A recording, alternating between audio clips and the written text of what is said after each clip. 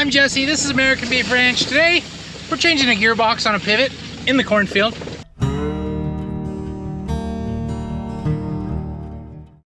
Welcome back to American Beef Ranch. My name is Jesse. Like I said, we have to change a pivot gearbox in a cornfield today.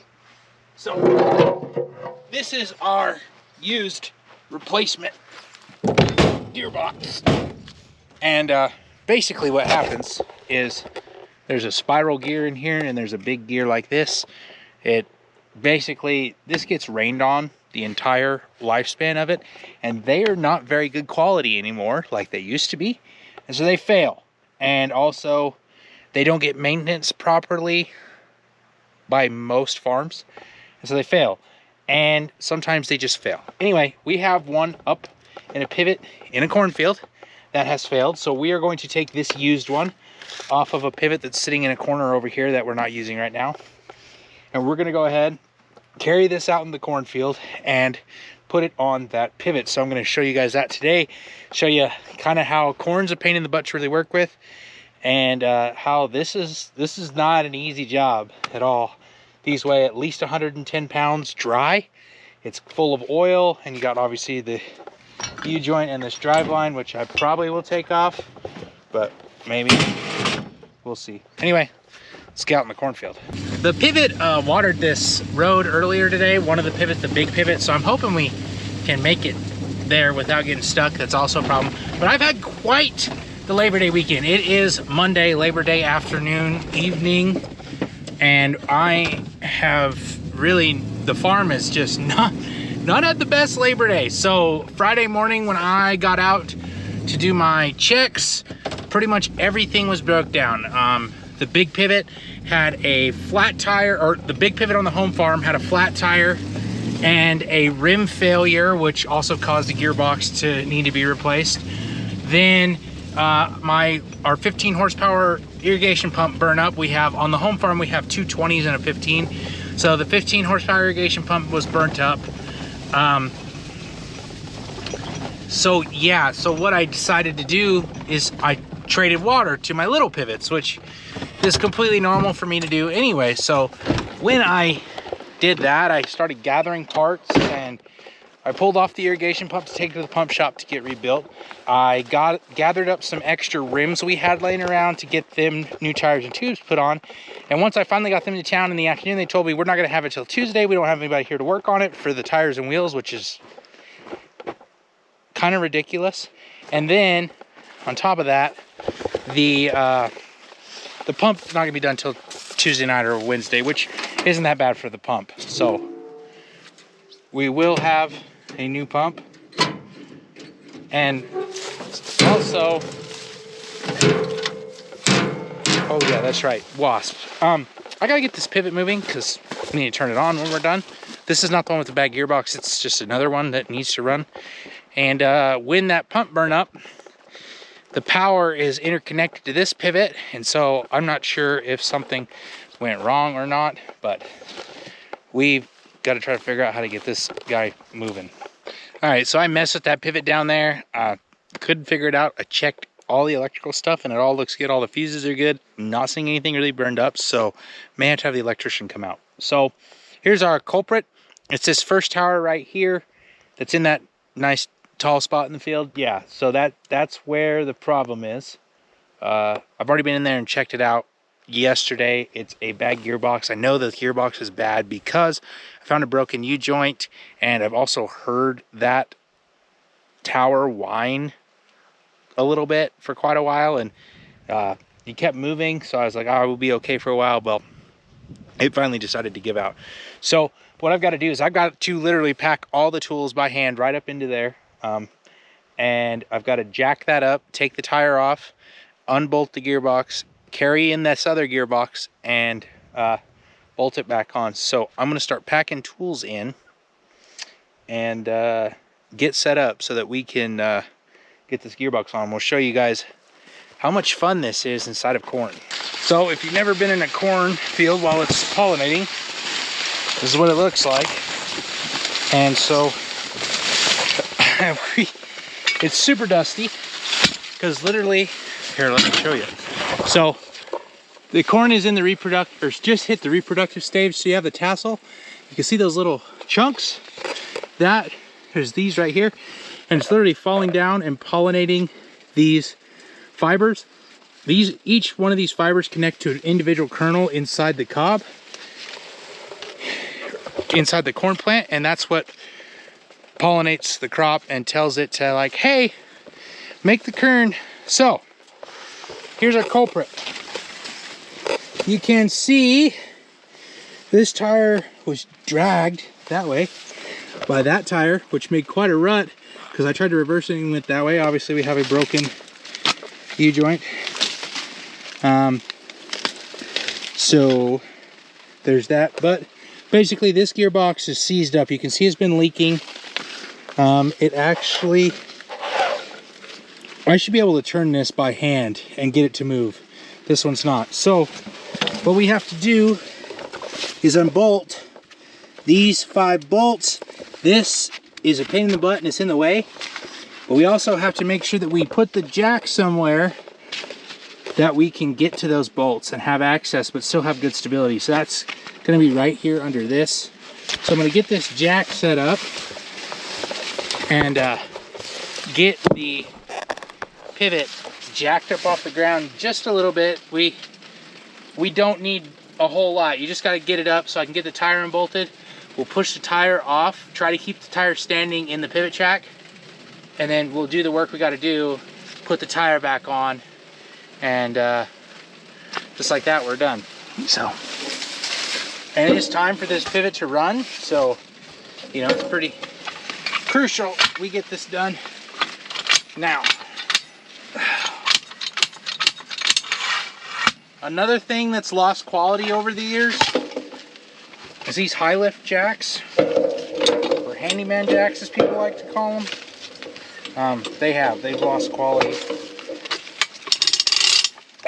All of the pivot parts have lost quality. I'm pretty sure, is it this one? One of these towers has two original gearboxes that are over 50 years old. And they work just fine. I think, is it that one?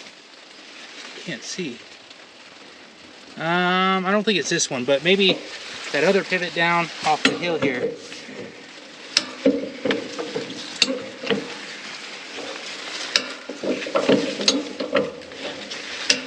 Alright, that's all we need to jack it up.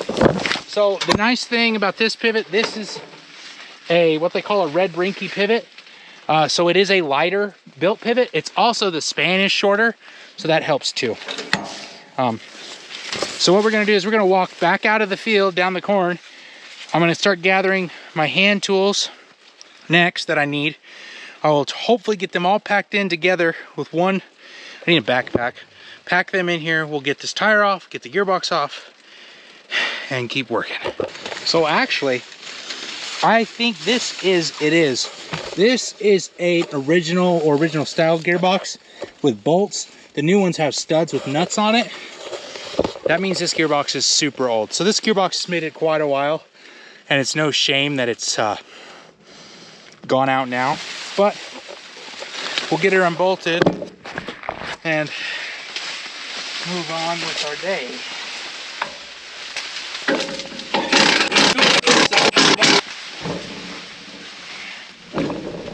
It is going to be hard to keep this standing because I have to get in here and hold up a fresh gearbox, so it's probably going to fall all over, and that's okay. It is what it is. As you can imagine, the pollen dust from the corn is also quite irritating. It makes your skin itchy, so that's fun. That's nice. Wheel is taken off. Now I get these guys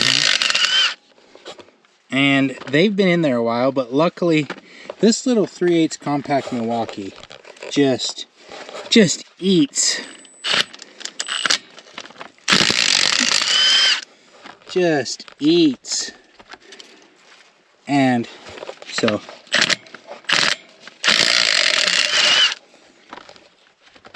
these are actually grade 8.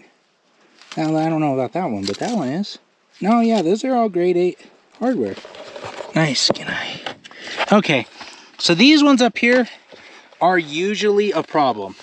This plate here is in the way, but also the clearance is awful tight.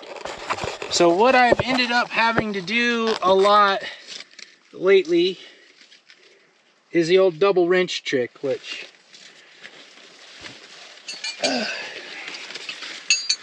take your wrench, get it on there, and then use another wrench as a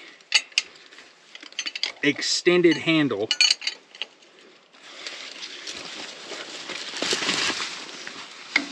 And that one actually was not bad. Obviously, this is pretty not a great position to be in because this pivot is only basically on a jack. It's not going to fall, like this part will fall all the way to the ground and crush you, right? The other side's held up by a tire. Still not ideal. And this is the other problem. Because they are constantly being watered,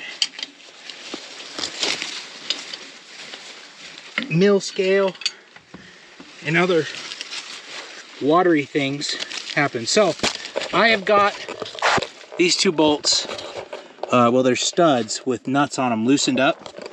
So I will get those off. We'll get this gearbox dropped off here, and then we have the really fun part of carrying in the replacement. All right, new gearbox is here,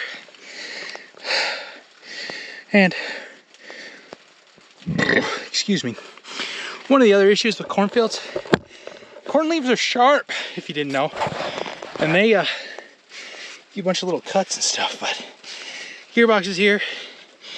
What I got to do now is hold it in place and get a bolt started. 110 pounds in place, one hand. Get a bolt started. And yeah, I can't even think straight. Tire fell over. But yeah. So I used to have some studs that I could just thread in and put it in there, but I can't find them, of course. Ain't nothing to it but to do it, or something like that. It's true. I guess we're gonna try. That's really hard for me to reach. So I'm gonna try to get this middle one and the bottom lined up. All right, hopefully you guys can see good. I've gone ahead and chased the holes. I'm gonna try to get this thing bolted on now. Just because of how this is gonna set up. All the holes that were on the other pivot that were being used are not being used on this pivot. And I may not get this middle bottom bolt in the middle in because this thread's all screwed up. But that's okay. 4 bolts on this pivot is plenty. I've seen gearbox get held on with 2 bolts and be fine. That's not ideal, but 4 bolts, 1 in each corner, is going to take care of this pretty lightweight.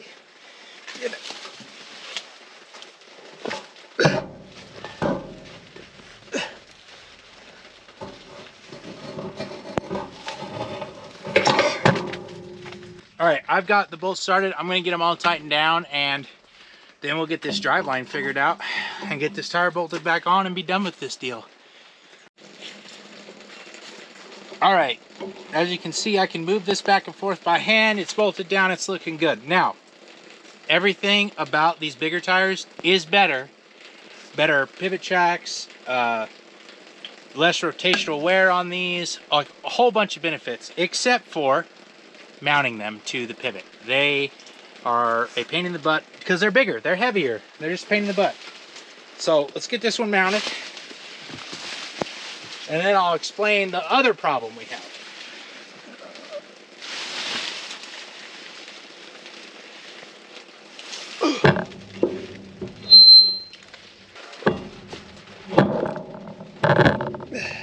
All right, another reason I picked this particular gearbox is because it has much longer studs, and so for this rim, which is reinforced, it's nice. Some of the other gearboxes with shorter studs, the nuts won't be all the way threaded on with the reinforced rim like this one.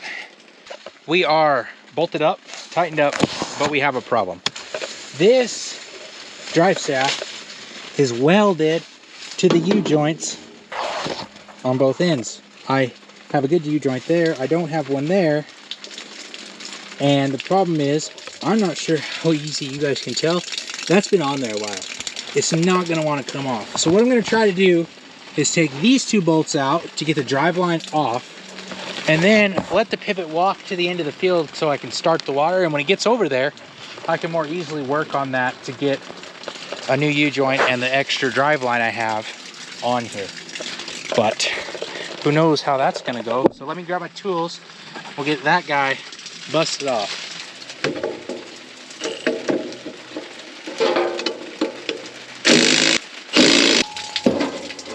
All right, good. So that's off of there. It's just gonna hang out right there as the pivot walks toward the edge of the field. It should be able to, with that tire, walk to the edge of the field with this gearbox being replaced now. So now I'm going to gather up all my tools and try to pack them out in one fail swoop, and we'll get this pivot moving in the right direction. All right, let's see if that tower is gonna move. And it is a little bit. It didn't get very far. So I'm gonna have to go find some parts, and we'll have to come back up here and fix that. Great. All right, we are back here. It is the next morning. We are working on this drive shaft.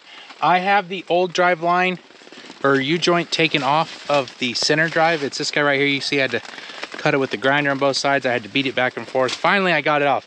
But a common problem we have from going from older style U-joints to these newer UMC style U-joints, here's a brand new one, is that the drive shaft usually, if it's been on something older, is too long, just like it is here. So I'm gonna take the grinder and I'm gonna cut it down so that it fits in this, and from now on, until they come up with a better U-joint, which, I mean, these are far better than what was before. They used to have a lot smaller bolts and be finicky and smaller. These bolts are bigger, they hold up better. These older rag joint ones are really old. We don't like those, but these ones are, they're pretty good U-joint. They're usually pretty good to work on, and they're pretty good to take apart if they've been on there, got seized up or something like that. So I'm going to get this cut down, get it bolted on, and we are cut down. Got our chunk here. So pivot drive shaft comes in 2 standard sizes, 3/4 and 7/8. I prefer to use the bigger one, 7/8, but today we're using a 3/4 drive shaft. These U-joints have a slot for both of them. They have a slot for 3/4 and they have a slot for 7/8. So like that is usually the position for 7/8. You can see the 3/4 will fit in there and work, but it actually has a square cut out to work for 3/4 on turned on edge. And I'm gonna see if I can get it lined up. Probably not today. So today I am just gonna run it on the angle. It's how this other one is running, so it'll be okay. No!